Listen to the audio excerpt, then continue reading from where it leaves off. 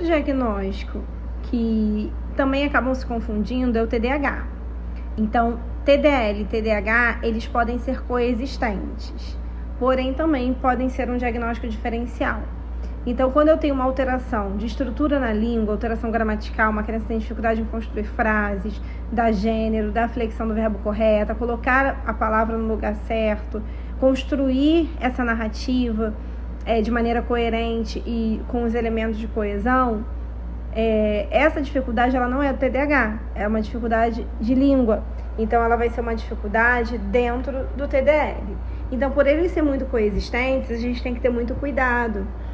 Porque, sim, a criança TDAH, ela pode não ter o diagnóstico do TDL e ser só voltada por um TDAH e, na verdade, ele precisa de uma terapia linguística também.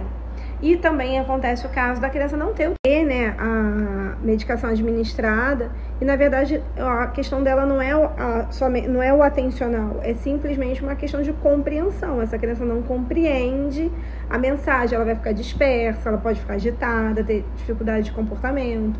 Então, para isso, a gente precisa de uma conduta de avaliação de linguagem, avaliação neuropsicológica e não somente um diagnóstico clínico, porque as manifestações, a ponta do iceberg também é a mesma, né? Mas o mecanismo cognitivo, executivo, o mecanismo que está gerando esse comportamento de não entender ordens complexas, de ficar disperso, ser agitado, podem ser diferentes.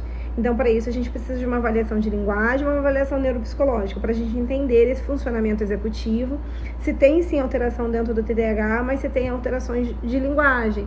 E aí vai se configurar um transtorno de desenvolvimento da linguagem.